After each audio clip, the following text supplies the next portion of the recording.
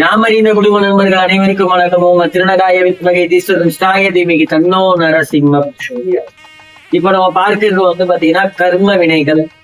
நம்ம கர்ம வினைகள் ஆல்ரெடி ஒரு பாட்டு பார்த்துருவோம். இதுல அடுத்து இன்னொரு ஒரு பாட்டு கர்ம வினைகளை தீர்க்கும் மற்றும் பாவங்களை போக்கும் முக்கிய கோவில்களை பற்றி ஒரு அலசல். ராமேஸ்வரம் முதல் கோயில், ராமநாத சுவாமி கோவில் இங்கு உள்ளன.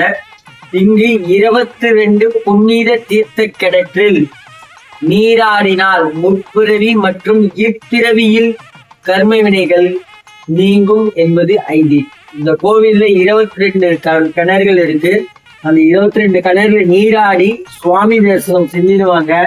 கண்டிப்பா போன ஜென்மத்துல பண்ண பாவமா இருக்கலாம், இல்ல இந்த ஜென்மத்துல பண்ண பாப கர்மாவா இருக்கலாம். இது ரெண்டுமே நீங்கக்கூடிய ஒரு ஆற்றல் கொண்டது இந்த ஸ்தலம். வருடத்தில் ஒரு முறையாவது போயிட்டு இதை செஞ்சுட்டு வாங்க. கண்டிப்பா வந்து நம்மளோட பாவங்கள் போக்கி நம்மளுக்கு வாழ்க்கையில மேலும் மேலும் வெற்றி தரக்கூடிய ஒரு ஸ்தலம். அதே போல அடுத்த ஸ்தலம் அப்படின்னு வந்து பாத்தீங்கன்னா அவ்வளவு தூரம் போக முடியாதவங்களுக்கு வைத்தீஸ்வரன் கோயில்.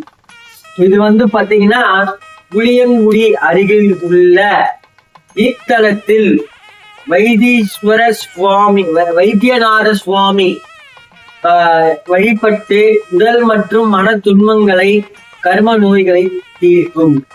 இது வந்து புளியங்குடி பக்கத்தில், அதாவது அதுக்கு பக்கத்துல அருகில் உள்ள இந்த தலத்துல வந்து வைத்தியநாத சுவாமிய வழிபட வேண்டும். வழிபட்டால் உடல் மற்றும் மன துன்பங்களை கர்ம நோய்களை தீர்க்கும். நம்மளுக்கு ஏற்பட்டிருக்க அந்த கர்ம நோய்ன்றது பாவத்தை தான் நோயா சொல்றாங்க. அந்த நோயை தீர்க்கக்கூடிய ஒரு பெரிய ஸ்தலம் வைத்தீஸ்வரம் கோயில். அதே போல அடுத்தது வந்து பாத்தீங்கன்னா கால அஸ்தீஸ்வரர் கோயில். ராகு கேது தோஷங்கள் மற்றும் கர்ம வினைகளை ஏற்படும் தடைகளை நீக்கி இத்தலத்தில் வழிபடுகின்றனர். அதாவது நம்மளுக்கு ராகு கேது தோஷத்தினால நம்ம எடுத்து வைக்கிற ஒரு அடியும் வந்து இடியா வந்து நம்மளுக்கு தடையா இருக்கு. சோ அந்த தடையை உடைக்கக்கூடிய மிகப்பெரிய ஸ்தலம் காளஹஸ்தீஸ்வரர். காளஹஸ்தியில அந்த ராகு கேது தோஷங்கள் நீக்க விமர்சையான பூஜைகள் நடந்து கொண்டு உள்ளன. அந்த பூஜையில போய் கலந்துகிட்டு வாங்க. கண்டிப்பா உங்களுக்கு ஏற்பட்ட தடை நீக்கி கண்டிப்பா உங்க வாழ்க்கையில அடுத்தடுத்து வந்து எல்லா படியும் வந்து வெற்றிப்படியா இருக்கும். நம்பிக்கையுடன் செய்து கொண்டு வாருங்கள். அதுக்கு அடுத்து மிகப்பெரிய ஸ்தலம் அக்னி ஸ்தலம் திருவண்ணாமலை அருணாச்சலேஸ்வரர் கோவிலில் இத்தலத்தில் கிரிவலம் செல்வது ஆன்மாவின் அகந்தையை அழித்து கர்ம வினையை குறைக்கும் என்று நம்பப்படுகிறது. உண்மையிலேயே திருவண்ணாமலை பத்தி சொன்னோம்னா அது உண்மைதான். நம்ம மனசுல இருக்கிற அந்த அகந்தையை போக்கி நம்மளுக்கு வந்து ஒரு தூய்மையான ஒரு ஆத்மாவை வந்து அருளக்கூடிய ஸ்தலம் வந்து திருவண்ணாமலை. இந்த ஸ்தலத்துல வந்து பாத்தீங்கன்னா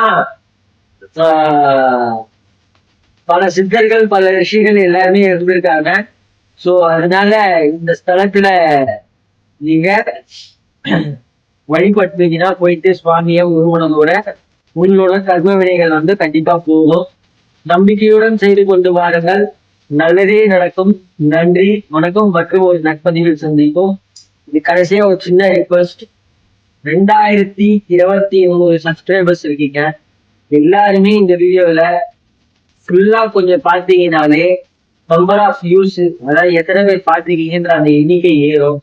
அதே போல ஒரு வாட்டி ரிக்வெஸ்ட் வைக்கிற மாதிரி தான் இது உங்களுக்கு வந்து என்னோட ஒரு விண்ணப்பம்.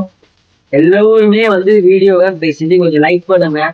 உங்களுக்கு என்ன மாதிரியான பதிவு வீடியோ வேணும் அப்படின்றதையும் கொஞ்சம் கமெண்ட் செக்ஷன்ல போட்டீங்கன்னா போடுற எனக்கும் கொஞ்சம் ஊக்கமா இருக்கும், உத்வேகமா இருக்கும், சப்போர்ட்டா இருக்கும். இதை செஞ்சு சப்போர்ட் பண்ணுங்க. நன்றி, வணக்கம். மற்றும் ஒரு